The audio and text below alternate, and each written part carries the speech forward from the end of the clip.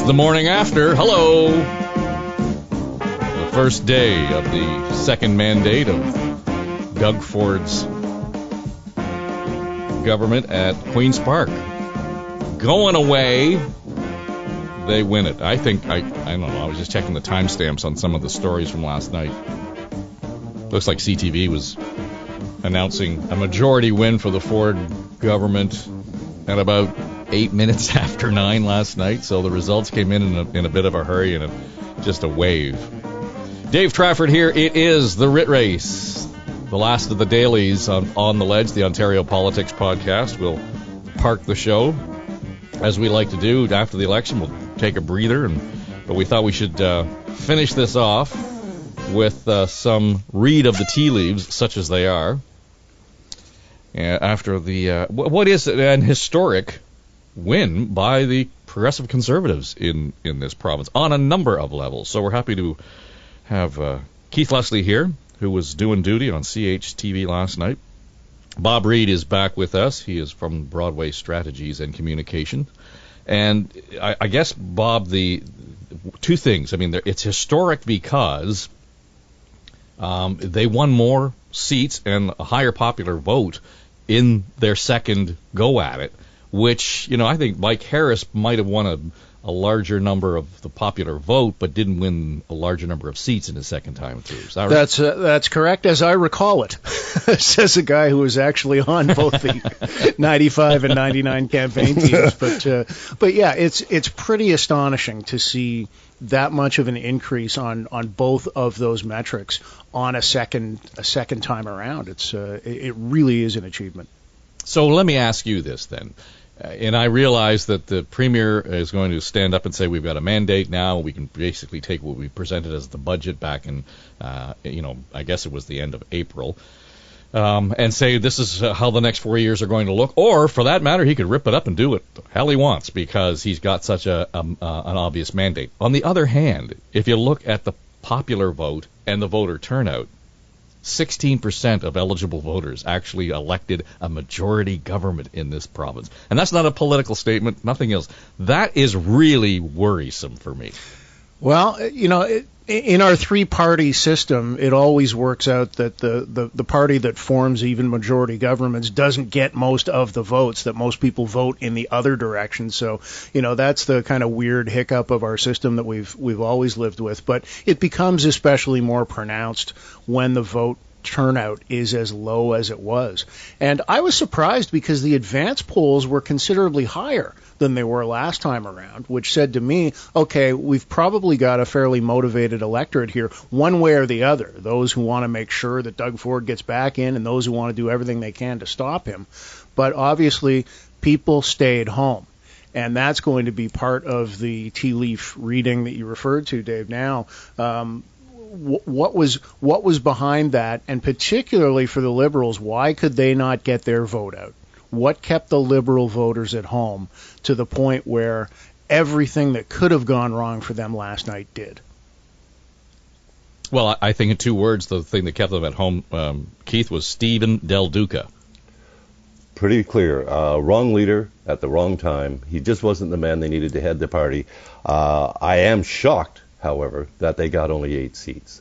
I would have thought that they would have at least gotten to 12 for official party status. I mean, after all, this is the Liberal Party of Ontario, who, for a long, long time in this province, there was only 2 parties that governed, and they were one of them.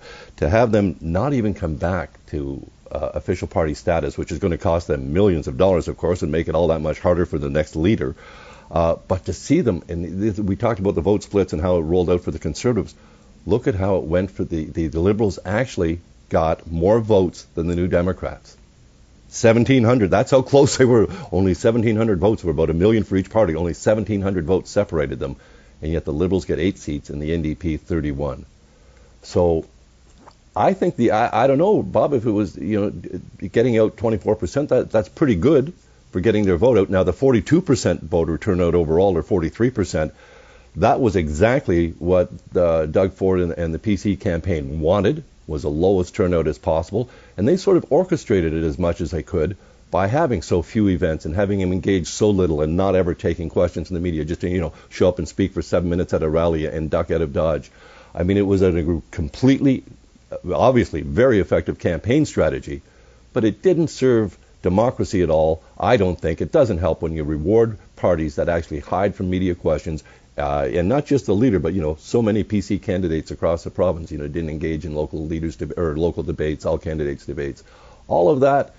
It worked for them, and that's my takeaway as the bad side of last night. The Tories got a great majority, good strategy, but from a political engagement point of view, to have They really wanted that lower turnout, and they got it, and it worked. I don't know how much of the campaign strategy translated into the low voter turnout. I think I think any campaign team would be quite chuffed if they thought they had that much control over whether people come to the polls or not based on how they've run the campaign.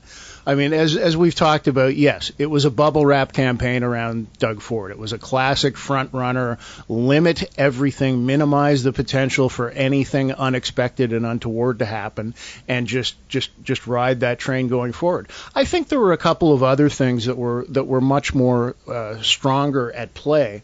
One is that people were by and large satisfied with the Ford government and happy to see it continue. And that's evidenced by the fact that the desire for change was very low, and that's always the nightmare for the opposition parties. If you're campaigning in an environment where you've got a pretty satisfied electorate, then it makes the challenge that much higher. Usually, many have said we tend to have rejections rather than elections. And one of the strongest forces in the background dynamic is the desire for change, or the throw the bums out mentality that we didn't see at play here. So that's one. People were by and large satisfied and got the government that they wanted back. The other, I think, is, as you said, the Del Duca factor, the dissatisfaction maybe among Liberals in terms of what they saw from their own campaign that made them decide to stay home. And then into the mix is a constant barrage of polling that this is a done deal. Doug Ford's getting reelected, so a lot of people would have said, well, why do I even need to bother to make the effort then if it's already predetermined that way? I do want to talk about Stephen Del Duca very briefly. I have tremendous sympathy for him because, first of all, when your party gets roundly trounced in an election and you become the takeover leader, that's a tough job for anybody to do that rebuilding. Factor on top of that, it happened in the pandemic when his ability to get out and glad hand and do the rubber chicken dinners and all that stuff that you need to do to rebuild a party was off the table because of public health and safety reasons. And then so I have great sympathy for him. I thought he actually performed rather well in terms of the campaign. There was never a moment where we all went, oh, well, did you hear what Del Duca said? That's it for that. The Liberals, that's going to be a millstone around their neck for the rest of this campaign. There was never that moment. There wasn't one of those moments for any of the parties, I would say. But Del Duca never actively blew it. I thought he did pretty good in the debate in terms of showing knowledge of his files, of being articulate, of all of that stuff. I think one thing that it came down to, and this is unfair, but this is the reality in politics, he was a bit of a dud. He didn't have it. He didn't have the royal jelly, the whatever you want to call it, the thing that makes people go, hey, look at that guy. There's somebody who, now he's got my attention, and I want to learn more about this, and I might actually go that way. We didn't get that. Was he competent? I thought so, very much so. He seemed like the kind of guy who would be an excellent manager, but not an inspiring figure, not an inspiring leader, not anybody who had any light or heat or smoke around him. And in politics, you do need that as well. So, here's my other problem with that. I agree with you entirely on the idea that the Liberals made the mistake as soon as they chose him as their leader. Start there. We go back 2 years or whatever it was. But I keep coming back to the war room. And to your point, Bob, yes, pandemic, yes, that restricted a whole number of things. But at the same time, the Tory team is in the same back room, and they're planning how they're going to reshape and represent Doug Ford in the context of this campaign. Now I get it; he was out in front of the public all the time because of the public health statements and all of that kind of stuff. Some days that became a problem for him. He was out there too much. But I just keep coming back. It's as if the Liberals started to think about the campaign when the writs were drawn up. It was like 28 days ago.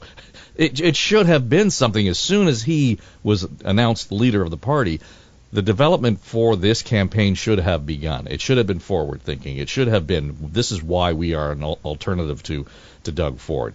Their playbook was as if this was a limbo challenge, and it was really a hurdle race. They just had to step over the bar. They didn't have to crawl underneath it, right? And that's what they did. They broke the guy's back trying to get him under the bar. And, well, okay, he wins. They came out, though, I mean, they did put a lot of effort into this, though. They came out with a 100-page platform. They said, I've got all this, read my thing. Whereas Doug Ford said, I'm going to build highways, hospitals, get it done. And Del Duca is literally saying to voters, read my thing. Go to, on okay, but that's not effort. That's not effort. No, but the effort was all in the wrong spot. It was this extremely detailed plans on how we're going to do this, and this. That's not what people are looking for in an election. What's your general plan? What's the, affordability is the issue. How are you going to address that? How are you going to take us forward? If the economy and inflation are the biggest concerns right now, who's best positioned to take us, to an economic improvement? And it clearly, people just thought that was Doug Ford. It was not the Liberals. I don't care who the leader would have been. It wouldn't have been the Liberals for that pick or the New Democrats. So Ford is in that position. And when there was a lack of any other cohesive issue that people really locked onto during the campaign, it became the everyday stuff, the affordability, the inflation, the gas prices. And you just looked at it, and Ford seemed to be the best positioned in people's minds to deal with that. Okay, but Bob, isn't it a matter of the Liberals and the NDP playing an old playbook, though? I mean, really? I mean, here's the stupid thing about this. I heard Scott Reed nailed it on the radio on Friday morning, and he said 413 was a bear trap, and Del Duca stepped right in it because immediately he came out guns a-blazing against it, sounding as if he was anti-highway, failing to point out that the Liberals built the extension to the 427. The Liberals built the extension to the 407, and it's a toll road. So, they weren't anti-highway at all, yet they kind of focused on that, and as soon as they did, that became an issue. If he would have just said, no, we're all in favor of this, it would have gone on and wouldn't have been an issue. The NDP, on the same hand, are talking about how he's going to privatize health care. We're going to have these health care cuts. None of that was substantiated at all. They were talking about old ways of attacking the Tories. They were not nimble enough to deal with this new campaign that the Tory War Room had put out there.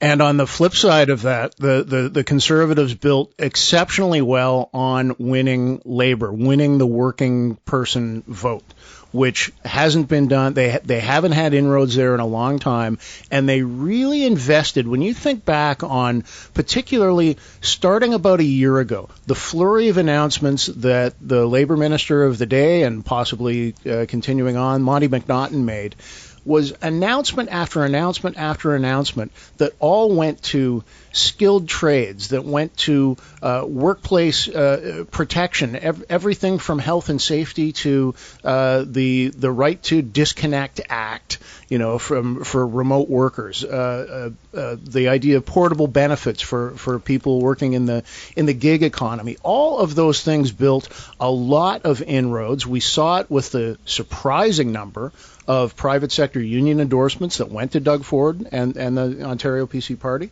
And that was a big part of changing that voter coalition and broadening the tent even further than we've seen in quite some time. So that's an investment that paid off especially well. Back to the 413 thing very quickly.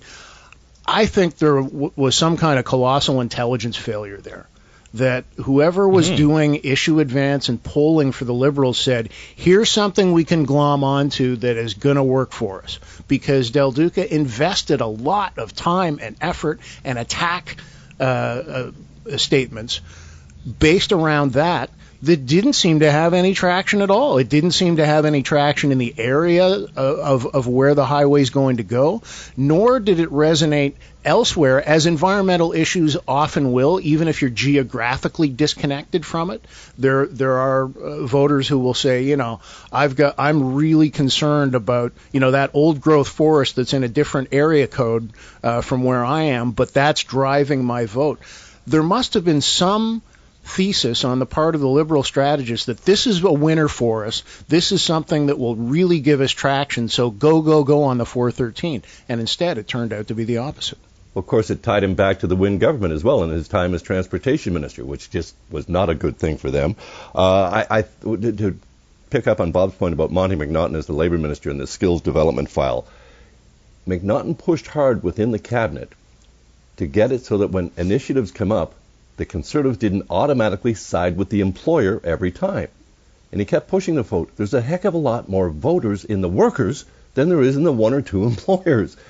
And so, obviously, there's still a party of business. But there are times, and Bob mentioned a couple of files there, where the gig employees, you don't automatically side with the employer. You get some workers' benefits. And then the labor unions saw that. And, of course, the private sector unions as well saw that his message of, I'm going to build highways, hospitals, long-term care homes, whatever you need, we're going to build. Well, why wouldn't the private sector unions get behind someone that's saying that, as opposed to the other parties, as Bob pointed out, who said, no, we're going to cancel that. We're against this key thing. I think a lot of the read on that, certainly by the Liberals, was that a lot of the local councils, the local politicians along the route of the 413 are opposed to it. They say it's not what their communities want. Clearly, they are wrong. And it is what their communities want, or at least it's canceling it was not enough to drive people out to vote for that party. Having this party say, we're going to build that highway, and there's no doubt about this is, that was their number one thing he kept hammering. People didn't come out to stop that, did they? Well, it's two things. I wonder whether or not, it's Deputy Premier Monty McNaughton in the next sitting. But we can dance around 413 all we want. I'm not entirely convinced that that's what drove the vote to create the blue belt around, just the blue belt. No, but canceling it didn't drive out. Canceling it didn't help the other party. No, I agree with you. I think that made it an issue when it wasn't an issue almost. Yeah. That they started screaming about it.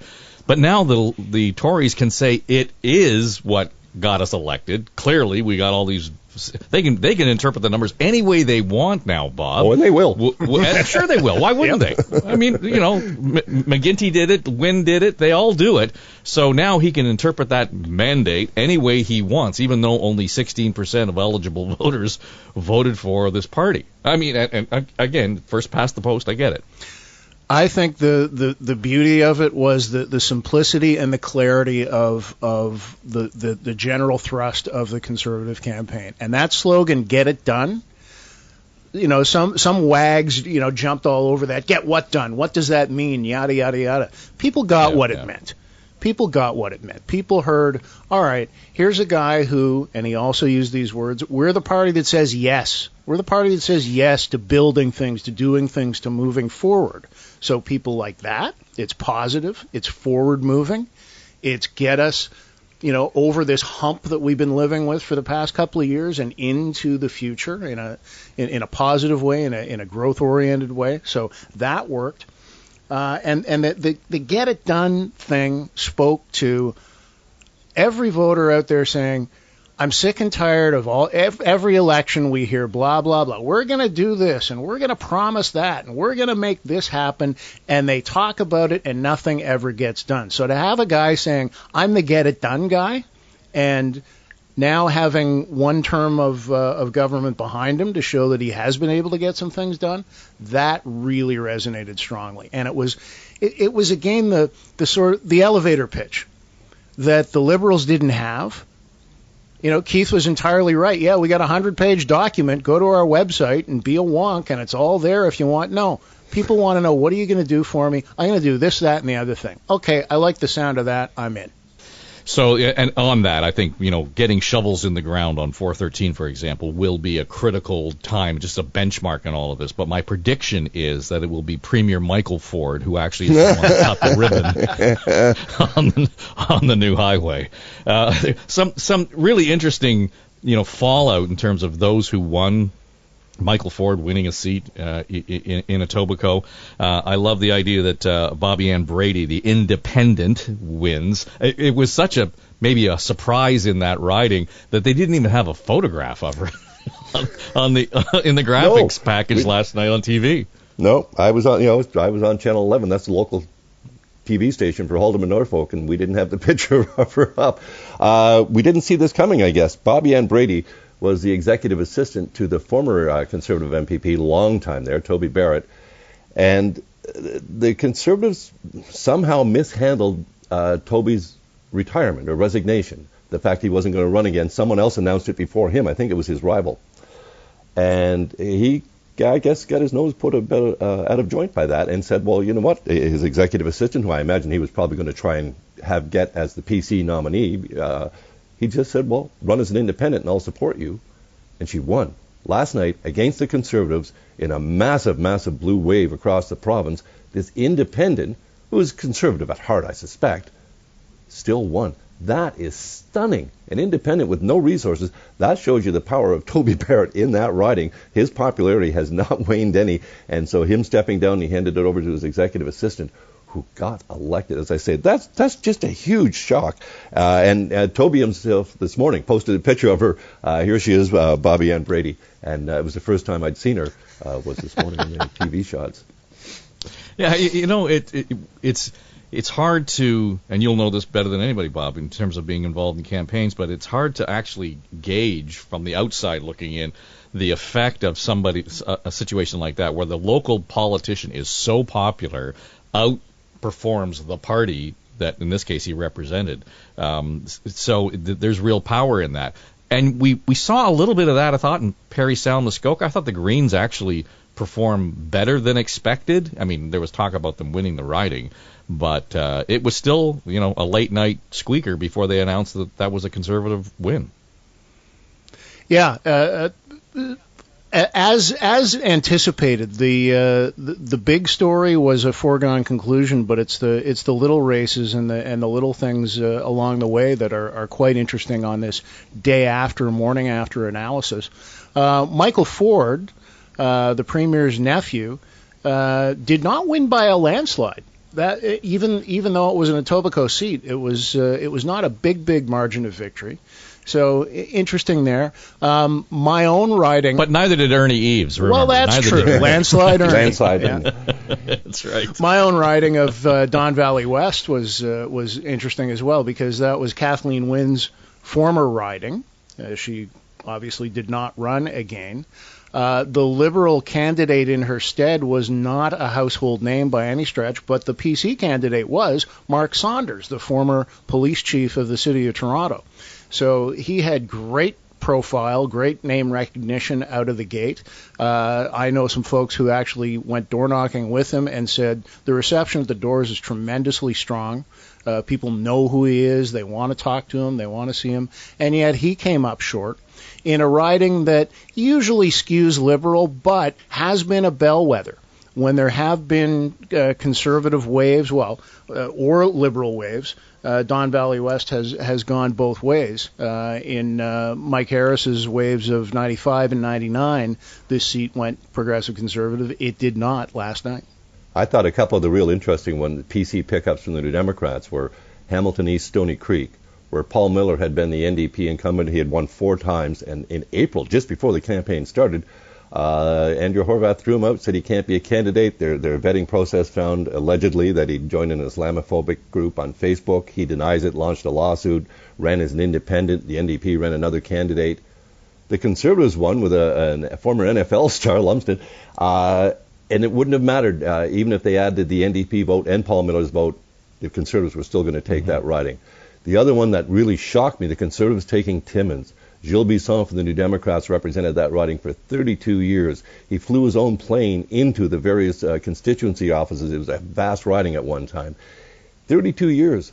Doug Ford went there at the start of the campaign, and he said, into Timmins, and he was clearly making a play for it. And he said, I don't even know who the member for Timmins is. And I think that might have precipitated Gilles Bisson's heart attack at the start of the campaign, which sort of sidelined him a bit. But to see at the end, he got trounced. The mayor of Timmins just hammered Jill Bisson after 32 years. The Conservatives come in and took that riding. They took all the Brampton ridings, which again we knew was, everyone was keeping an eye on, and they picked up 2 in Windsor from 2 New Democrats that retired, Percy Hatfield and Taras Natashak.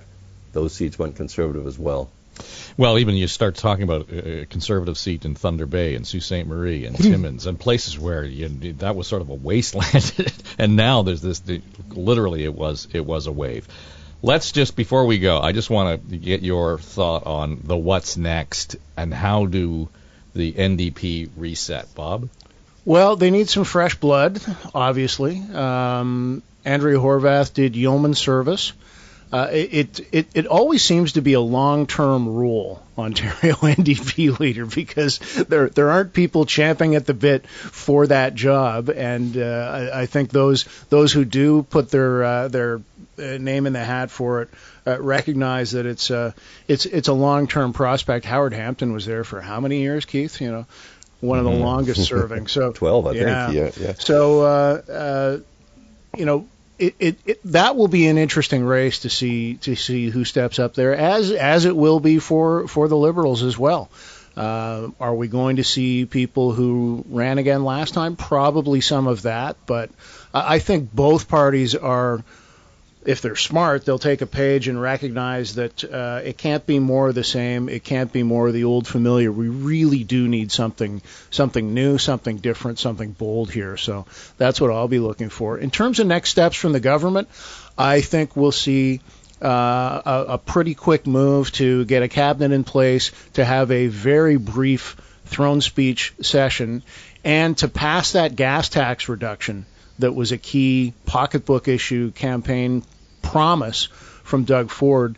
To do that, if I recall correctly, and you guys will keep me honest if I'm not, but because it's a tax change, it's got to get done either before July 1st or before January 1st. You can't just kind of do that anytime you want to. So there is some deadline pressure there, I believe, as well. On the legislative paperwork, but certainly on the making good on the promise and getting the damn prices down before we get shellacked this summer, which by all indication is happening. So I think we'll see some quick movement on there, and I think the rest of the budget that was passed on the eve of the writ being dropped will be resuscitated from what it was. I think they knew going in, obviously the polls look good. We're probably going to get reelected, so this needs to be a budget we can live with. So I don't expect wholesale change there. So Keith, when we talk about the who's next for Liberals and NDP, one of the most remarkable things last night that I saw was on CP24. Mitzi Hunter was being interviewed after the whole thing was kind of in the books, and she won, and she won by more votes than she won the last time. So I guess that's a positive. But the reporter properly pointed out, Mr. Del Duca just announced he's stepping down as leader. Are you going to run again? And it was almost as if they'd shot her through the head. Oh. It was like it was. Oh my God! I don't make me even ponder that. I don't. Now the body language said there's not a chance that I want to actually step into that, never mind want the job. Now, I might be misreading it, but she just deflated. And I thought, okay, so there's somebody who's managed to hang on to her seat in 2 bloodlettings by the Liberals over the last 2 campaigns. She probably is one of the stronger candidates to be. And she showed no sign of even being interested in it. I understand sometimes, tiptoe around the answer. This was not that. This wasn't being evasive or maybe, No. I have no plans to have plans.